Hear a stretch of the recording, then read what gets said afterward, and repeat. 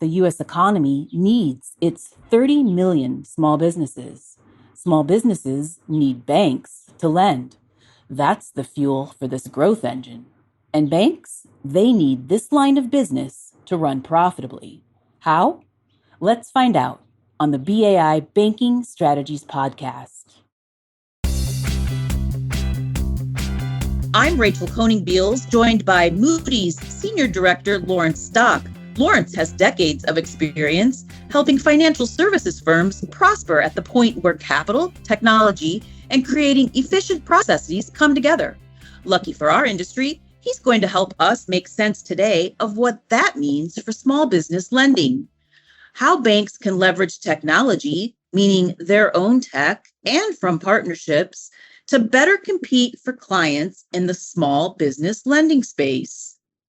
Traditional lending processes are often too manual, time-consuming, and costly to make small business lending a profitable line of business.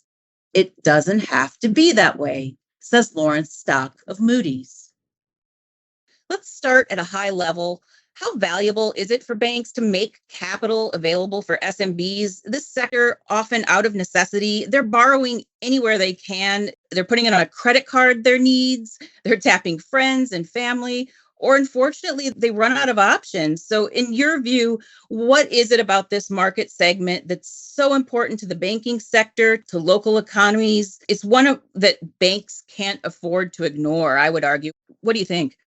Yeah, I think it's a hugely important segment, as you said. They drive employment in most locations. They're sort of woven into the fabric of local communities.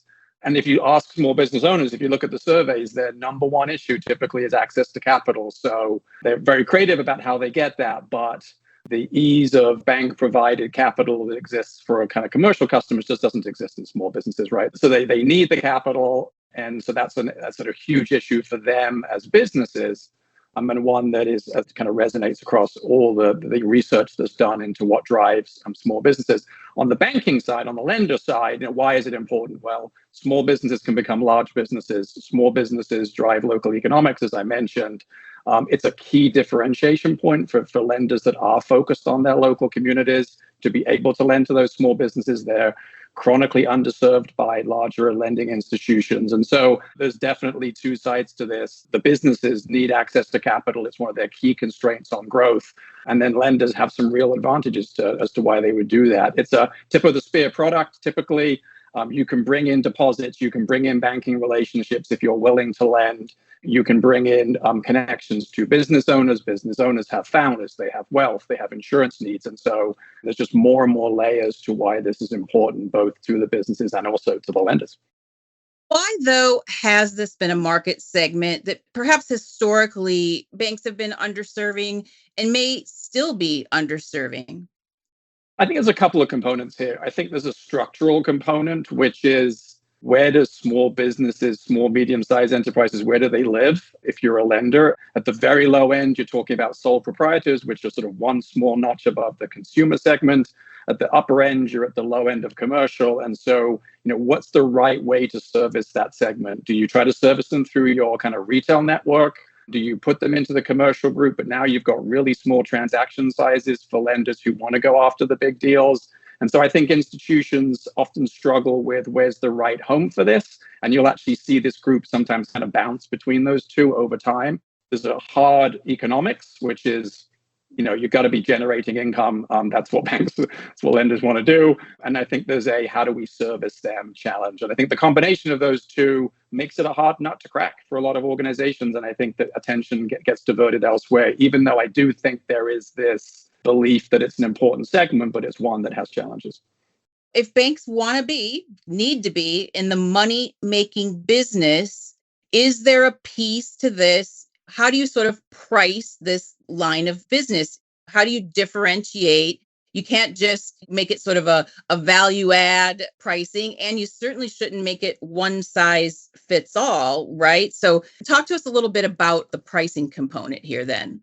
I think the secret here overall in economics is you have to solve for two problems. You have to solve for how can I fundamentally originate these loans cheaper? You can't run a $50,000 loan through the origination process that you would use for a loan that's 10 or 100 times the size. And so you've got to digitize everything, automate as much as you possibly can, streamline the process, and reduce the number of human touches on that process to the bare minimum. That's taking the cost side of the equation out. And the good news is the tools exist to do that. That's sort of great, but probably not enough. You also need to fix the income problem, which is how do you make these loans more profitable from a spread perspective? And I think that traditionally, if you're kind of manually originating these loans, you can't have a lot of complexity in the pricing policy. We're prime plus X, and we try to be 25 basis points lower than the bank down the street because we compete with them in the market.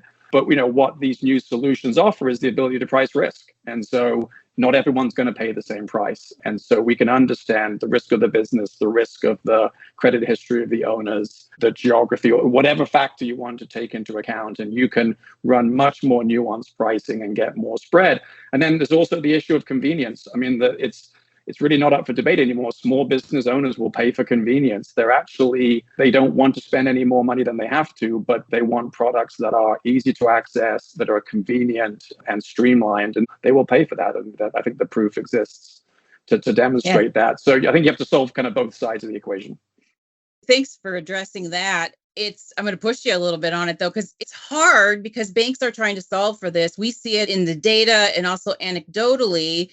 To build branches, to keep branches, or to not, there is something kind of fundamental for banks about keeping a footprint, a presence in the community. And maybe that does sort of go hand in hand with small business lending in a way. You really are out there in the community. But as you've very smartly noted, SMBs want digital ease too. It's a lot of resource drain on banks. Is there a balance between presence, but yet seamless flow between the channels? Any thoughts? I think there is a win-win hidden here, actually, because what the small business owners want is I want the convenience of being able to engage my bank in whatever channel or mode makes sense to me. So it's 2 a.m. I've just finished up a really long day. I'm on my mobile phone. I have a need for capital. I want to be able to jump on that website, fill that application in, and know that I've got a process going.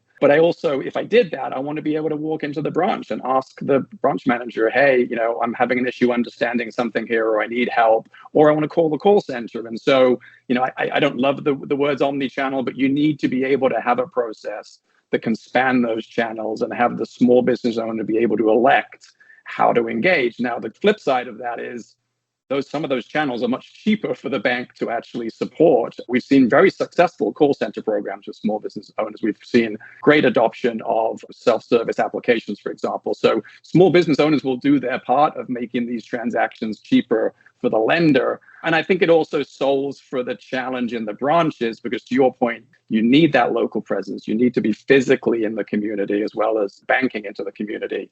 But the challenge is you can't staff those branches with experienced lenders. And so how do you bring a simplified, intuitive, obvious, streamlined lending process in that not only can be understood by small business owners who have varying degrees of sort of financial literacy, but also people in the branch who can just sort of help you navigate through that process and don't have to be seasoned lenders with 30 years of experience. It sounds to me like relationship manager isn't necessarily dead as a role, but maybe it looks a little different. Yeah, I think so. I mean, if you think about the commercial space, we have the traditional model of relationship managers owning those relationships, working those. But of course, there's the economic support there. You can be dedicated and spend a significant amount of time talking to a much larger, potential lending situation. Relationship managers or the people who own the relationship in banks is often the assistant branch manager who sees the customer every so often, or the branch manager. And so you just need to empower those people to do that in a lending context and not just do that in the other context of helping them manage their deposit or other relationships they have with the bank. I think in a space where you can't dedicated resources to service those customers, I think you just need to empower the people that you do have who are interfacing with those customers to kind of play that role. So I think it's sort of a more nuanced view of how we do relationship management. We're here talking about lending, but banks have again made deposit attraction and retention a top goal. Our annual outlook tells us this.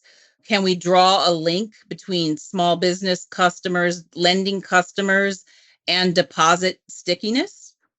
Let's take the sort of the new customer example there. We've seen lenders be very successful with leveraging that loan to that non-customer and saying, this loan is contingent upon you bringing us your deposit business. And I think that's a very natural conversation. I think customers understand, yeah, I understand that if you're going to lend me money, you want my business. And so it's tough. I mean, again, small business owners are busy. It's tough to sort of in a vacuum ask them to move their operating relationship with a bank. It's a pain to do, right? It requires some effort, and I'm busy running my business. But we see that happening when there's a loan situation there. So again, great tip of the spear product to kind of facilitate that capture of that deposit relationship. And so in many ways, these small business programs for prospects are net deposit positive on day one in terms of bringing those relationships in. For existing customers, I mean, I think if you look at the research, it's pretty compelling. The more products you have, the stickier the relationship is. And so if you have a lending relationship alongside a deposit relationship and you potentially have some other services, those are the situations that are just least likely to churn and have somebody move to another institution. So I think there's an existing customer angle to that and also a new customer angle as well. AI is driving many conversations in banking and in small business operations too. You and I were talking recently, and I liked in particular a use case you brought up. SMB owners might be sole proprietors, regardless of the size of their business. These operators are busy running their business. They're not loan experts. AI, at a minimum, might do some of the legwork in loan knowledge. They're asking themselves, where do I even begin? I need to detail my assets. They may not even know, where do I start, literally? So explain to us, I liked how you sort of offered up to me, like they might start with AI as a way to kind of start the loan process on their side. Walk us through that a little bit. I think to sort of establish the baseline, I think that the digital approach to taking a small business loan application and processing that through to money in your account, I think we've proven that we can do that in a way that is simple and intuitive to small business owners. If you look at the PPP lending wave in the pandemic, by the time we came around for the later rounds there, 9 out of 10 applications were getting submitted self-service. And if you remember back, that was a complicated lending process, lots of rules, lots of documentation. And so we were able, alongside other providers in the space, to simplify that and make that intuitive. And so I think that the tools exist to do that. And the proof is that it is working great. What portion of these small business owners don't have the literacy to know what a revolving facility looks like? And I think that AI could play a really important role as kind of that next layer of just continuing to make the process more intuitive. And maybe a couple of examples. How could AI be additive inside the bank to the lending process? I think certainly at the low end, we see banks wanting to automate the sort of the decisioning and the credit underwriting of loans. If it's a low dollar amount loan and you've got a great credit scores and you don't see any red flags around the company, maybe that's just a decision you want to give somebody in 20 seconds and get them on their way. And so we see that that's being done today. But again, I think AI opens up the possibilities of making that process be much easier to set up and manage. For example, you could actually just consume a credit policy written in plain English rather than have to sort of configure all of the levers to make that happen. And then, in terms of how these applications get handled, how they get routed, what decisions you make about how do I need to underwrite this deal given these different circumstances, what documents do I need, what documents do I already have? If it's a repeat customer, maybe I already have some of their financials from before, or maybe I've gotten them since. I think AI really opens up the ability to make that entire lending journey even more data centric and even more intelligent than it is today. We have the tools to do that today, but I think, again, it's just another level that could really just take even more friction and cost out of the process. You've been at the forefront of rethinking processes, putting capital to work as quickly as possible. Any final thoughts on small business lending and the importance of streamlining both for banks and the businesses that really can't afford disruption? I think I just come back to this disconnect between how important we all intuitively know this segment to be and where it ended up in our priority. And I think the challenge to the industry is to acknowledge that we have the tools to fix that disconnect, right? We've got the tools to build these efficient, profitable small business lending programs. And that's going to solve the I don't make any money and it's really small problem that I think is sort of the disconnect. And this is a potentially huge differentiator for banks that value their relationships with their community and see all of the sort of the tentacles of the connections that exist in communities around businesses. And so I think the challenge is on us to leverage both what exists today and what's coming with the advances in AI to just get these programs up and running and get the capital to the businesses. We know they need it. We just got to actually get out there and do it. Yeah. And sometimes fast and peak season and low season, banks have to be able to respond fast. So thanks, Laurence Stock, for joining me today. I really appreciate it. Thanks, Rachel. A topic near and dear to my heart, as you can tell. I really appreciate the conversation. Yeah. Thanks. Tip of the spear. Small businesses need access to capital, and banks want to expand beyond retail customers. Lending banks see advantages with small business loans. It's a tip of the spear product. Start with loans, and typically you can bring in deposits, thus creating a banking relationship. The key is getting the economics right, says Moody's Laurence Stock. More efficient servicing. With digital onboarding, AI-driven credit decisioning, and other ways to reduce the amount of human contact, especially for small dollar loan amounts, costs increasingly can be held in check for banks and SMBs. Take the guesswork out of pricing. Banks today heavily lean on technology to price credit risk and create an advantageous spread. Combine this with cost savings, and SMB lending economics completely change for the bank, says Moody's Laurence Stock. I'm Rachel Coney-Beals, Senior Editor with BAI. I want to thank Laurence Stock of Moody's for joining us today on the BAI Banking Strategies Podcast.